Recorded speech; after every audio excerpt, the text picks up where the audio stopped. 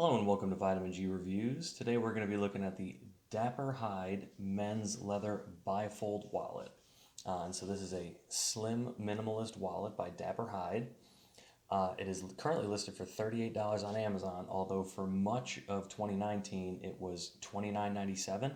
I'm not sure if they're planning on dropping that price again. It's been $38 for pretty much all of 2020, so about a month and a half. If it was me, I think this wallet, save yourself the $8, wait for it to be on sale. I think it would be worth picking up for $29.97 over $38. But we're just going to go over quickly what I like about it, what I don't like about it, and about how many cards and bills you can fit in it comfortably. So the main problem with this wallet, the reason that I do not use this as my daily driver wallet, is this dimension right here. Although really it's a thin wallet, and it does do a nice job of being thin, but it's kind of big in the hand. This really feels like a normal bifold wallet to me, and I want a minimalist wallet to be more this dimension, this is the Eccentric wallet. I'll throw a link to the description of a review of this wallet. You know, the difference there is not insignificant. Now it is a little bit thinner, but we're going to go over why that is. I don't actually think that thinness is a reflection of the quality of the design. It's just kind of an inherent factor. This is a trifold, this is a bifold. But that's why I don't use this as my daily driver wallet. Is mostly the width this way, but even the height is just why. I don't see why they did that. I don't think you gain anything by adding those dimensions, and I think you make it less minimal. And I don't like the design as much. So the way this wallet works is that it has no quick access pockets in the traditional sense. Normally you'd see a cutout here and a lip up top, and you could slide a card out. I would prefer that they did that, although there is something to be said to the design of you open up the wallet, yada yada, and then it also has these pockets here, which are nylon, it makes it easy to get cards and money out.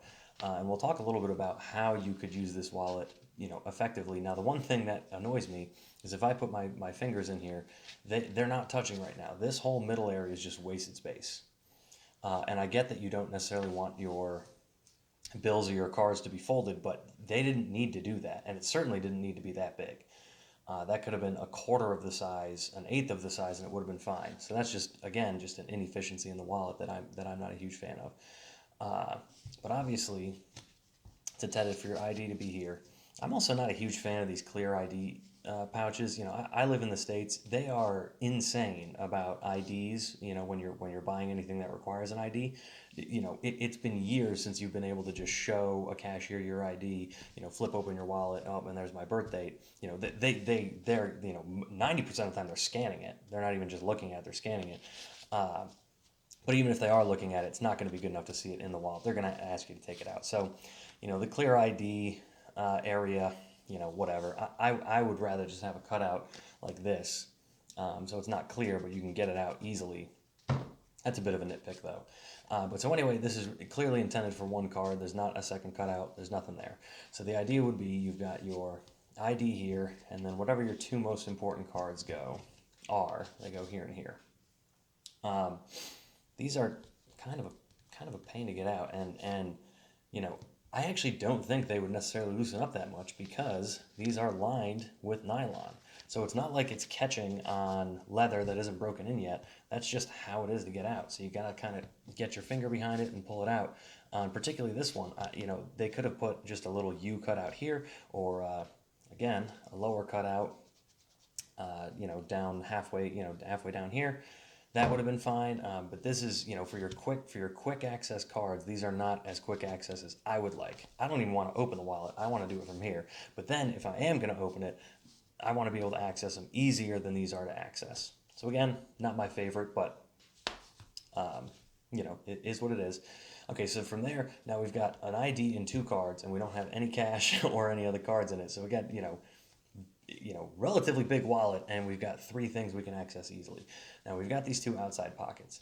So the one thing that I do think this wallet does better than most, and better than the Eccentric wallet, is let's say you're carrying around like a $100 bill. So at the moment I have a 100, and I've got a few 20s, two 10s, and a 5. Okay, so if I'm at a gas station and I'm buying whatever I'm buying, I don't necessarily want to, show off all the bills that I have.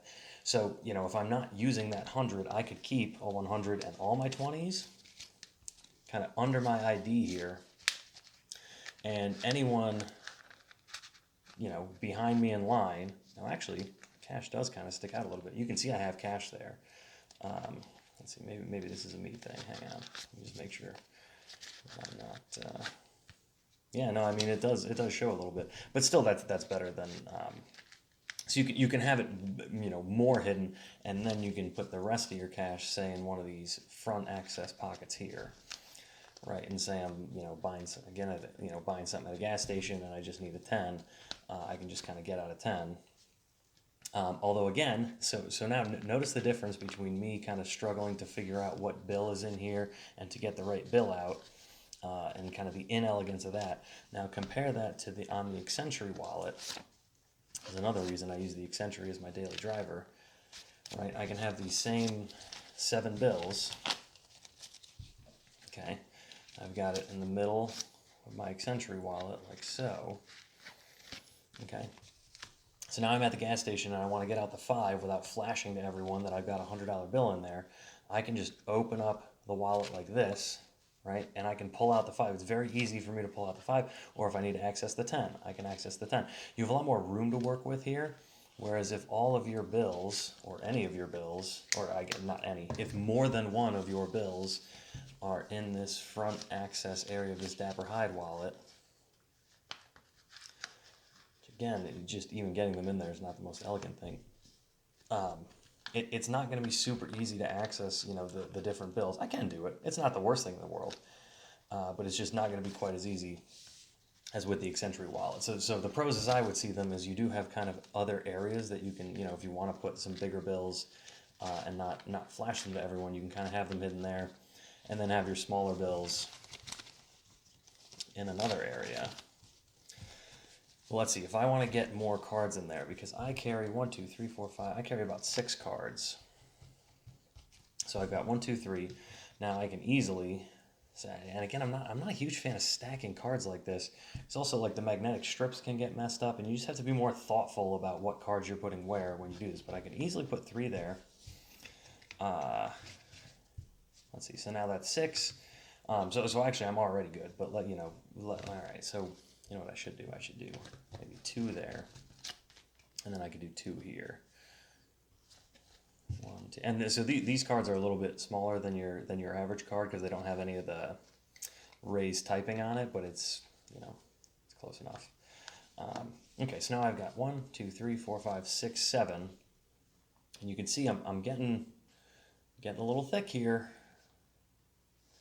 Right, without working too hard. I have 7 bills and 7 cards. Is that right?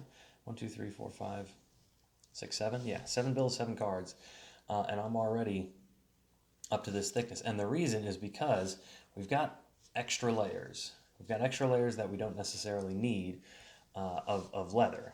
So here, we've got, this is an extra layer on top of this layer.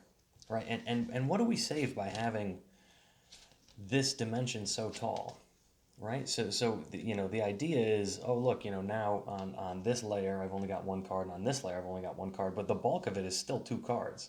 So I don't see what you gain by having this extra length here, which is not the dimension that annoys me the most. The width is the dimension that annoys me the most, but I don't really see what you gain from having this extra dimension here. So, if I was going to try to fix this wallet, I probably would do,